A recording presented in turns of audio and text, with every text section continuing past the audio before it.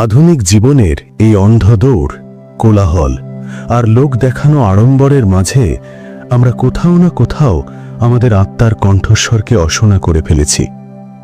আমরা পৃথিবীকে শুনতে তো শিখে গেছি, কিন্তু নিজেকে শুনতে ভুলে গেছি। আমরা ঈশ্বরকে মন্দিরে খুব খুঁজেছি, কিন্তু সেই ঈশ্বরের জীবন্ত রূপ অর্থাৎ নিজের আত্মার সাথে কথা বলাই যেন ছেড়ে দিয়েছি। শ্রীরামকৃষ্ণ পরমহংস বলেন, যিনি ভেতরে কথা বলেন তিনিই সত্য, বাইরের সব কথা তো কেবল একটি ছায়া।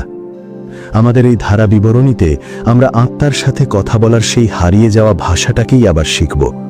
আমরা জানব প্রতিদিন প্রতি মুহূর্তে কিভাবে আমরা আমাদের আত্মার সাথে যুক্ত হতে পারি। ঠিক যেমন কেউ তার মায়ের সাথে কথা বলে, অথবা কোনো প্রেমিক তার প্রিয়তমার সাথে। শ্রীরামকৃষ্ণের এই শিক্ষার মাধ্যমে আমরা শিখব কিভাবে নিজের আত্মার সাথে একটি সত্যিকারের কথোপকথন করা যায়। আর মনে রাখবেন, এই কথোপকথন কোনো বিশেষ পদ্ধতি বা কঠিন নিয়মের উপর নির্ভর করে না। এটি কেবল হৃদয়ের এক সোজা সাপটা ডাক। এটি কোনো কঠিন সাধনা নয়, বরং নিজেকে আপন করে নেওয়ার এক সুন্দর বিপ্লব। একবার যখন আপনি আত্মার সাথে কথা বলা শিখে যাবেন, তখন এই সংসারের কোনো কোলাহলই আপনাকে টলাতে পারবে না। আপনার একাকিত্ব আপনার ধ্যানে পরিণত হবে, আর আপনার ভেতরে এমন এক অদেখা আলো জ্বলে উঠবে যা জীবনের প্রতিটি মোড়ে আপনাকে পথ দেখাবে। তো আসুন, বাইরের পৃথিবী থেকে কিছু মুহূর্তের জন্য নিজের ভেতরে ফিরে যাই, আর আত্মার সাথে আমাদের প্রথম কথোপকথন শুরু করি পূর্ণ সত্য, সততা এবং শ্রদ্ধার সাথে। শ্রীরামকৃষ্ণ বলেন, মনের কোলাহল যখন থামে তখনই আত্মা কথা বলে। আমরা যদি বাইরের আওয়াজেই জড়িয়ে থাকি, তবে ভেতরের সেই ডাক শুনব কিভাবে? একান্তে বসুন, চোখ বন্ধ করুন, আর নিজেকে একটি প্রশ্ন করুন, আমি কে? এই ছোট্ট প্রশ্নটাই আপনার আত্মাকে আমন্ত্রণ জানায়। কথোপকথনের শুরু ঠিক এখান থেকেই হয়। হতে পারে শুরুতে আপনি কেবল নীরবতা পাবেন, সবকিছু খুব স্থির, খুব নিস্তব্ধ মনে হবে। কিন্তু বিশ্বাস করুন, সেই নীরবতার মধ্যেই অজস্র উত্তর লুকিয়ে থাকে। প্রতিদিনের এই ছোট্ট অভ্যাস আত্মার সাথে আপনার এক গভীর আত্মীয়তার বন্ধন তৈরি করে। আত্মা তো সবসময়ই কথা বলে, শুধু তা শোনার জন্য মনকে শান্ত হওয়া প্রয়োজন। শ্রীরামকৃষ্ণ বোঝান, ঈশ্বর বাইরে কোথাও নন, তিনি আমাদের ভেতরের গভীরতায় বাস করেন। তাই প্রতিদিন কিছুক্ষণের জন্য নিজের সেই ভেতরের মন্দিরে অবশ্যই বসুন। আপনি উত্তর পাবেন প্রেম দিয়ে, নীরবতা দিয়ে, আর করুণার স্পর্শে। শুধু সত্যিকারের মন নিয়ে নিজের আত্মার দরজায় কড়া নাড়ুন, উত্তর নিজেই হেঁটে আপনার কাছে চলে আসবে। আত্মার সাথে কথা শব্দের মাধ্যমে নয়, নীরবতার মাধ্যমে হয়। নীরবতাই আত্মার আসল ভাষা। যেমন স্থির জলে প্রতিবিম্ব পরিষ্কার দেখা যায়, ঠিক তেমনি শান্ত মনে আত্মার ঝলক স্পষ্ট হয়ে ওঠে। শ্রীরামকৃষ্ণ বলেন, মৌনতা কোনো অভ্যাস নয়, এটি একটি অনুভূতি। সৎসঙ্গ, জপ, ধ্যান এসবই আমাদের সেই নীরবতার পথেই নিয়ে যায়। আর মনে রাখবেন, ভেতরের এই নীরবতা কখনো বোবা নয়, এটাই সবচেয়ে শক্তিশালী, সবচেয়ে স্পষ্ট।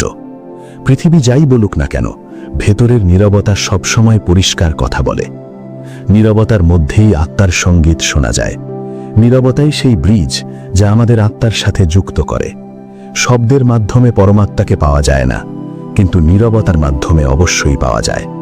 তাই প্রতিদিন একটু নীরবতা সাধন করুন, ভেতরে একটি জানালা খুলবে, আর সেই নীরবতাই আপনাকে আপনার আসল স্বরূপ পর্যন্ত পৌঁছে দেবে। প্রতিদিন নিজের আত্মাকে নমস্কার করুন। যেমন আপনি প্রভুকে প্রণাম করেন, তেমনি নিজের আত্মাকেও প্রণাম করুন, কারণ আত্মা আর পরমাত্মা একই সত্তার দুটি রূপ। শ্রীরামকৃষ্ণ বলেন, আত্মাতেই ঈশ্বরের বাস।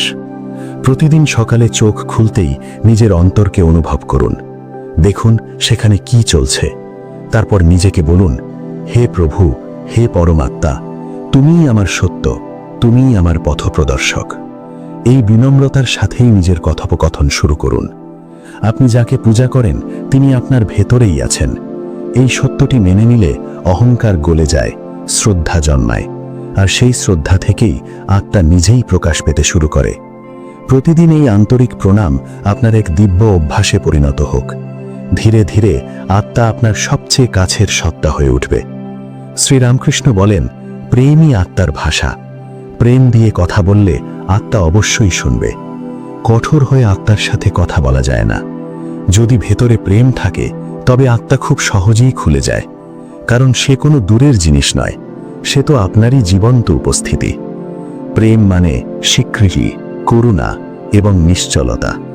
যখন আপনি সম্পূর্ণ প্রেম দিয়ে আত্মাকে বলেন, আমাকে আমার পথ দেখাও, তখন সে ধীরে ধীরে আপনার অনুভবের মধ্যে নেমে আসে।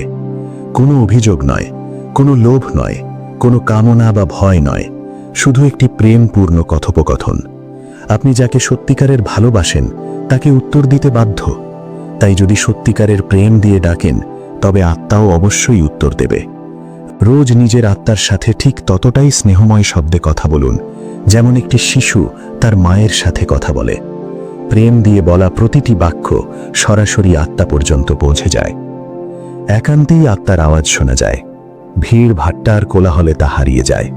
শ্রীরামকৃষ্ণ বলেন, ঈশ্বর একাকিত্বকে ভালোবাসেন। যখন আপনি পৃথিবীর সবার সঙ্গ ছেড়ে নিজের সাথে বসেন, তখন ভেতরে কিছু খুলতে শুরু করে, একটি নীরব কথোপকথনের মতো। এই একাকিত্বই ধীরে ধীরে আপনার ধ্যানের প্রদীপ হয়ে ওঠে। এখানে আপনি কোনো মুখোশ ছাড়াই নিজের সাথে দেখা করেন। আত্মার স্বর খুব সূক্ষ্ম, এটি কেবল একান্তেই শোনা যায়। তাই প্রতিদিন কিছুক্ষণ একান্তে বসার অভ্যাস করুন। কিছু বলবেন না, শুধু শুনুন নিজের ভেতরে কি চলছে। ধীরে ধীরে সেই আওয়াজ স্পষ্ট হতে থাকবে আর আত্মা কথা বলতে শুরু করবে। আধুনিক জীবনে একাকিত্বই সবচেয়ে বড় সাধনা।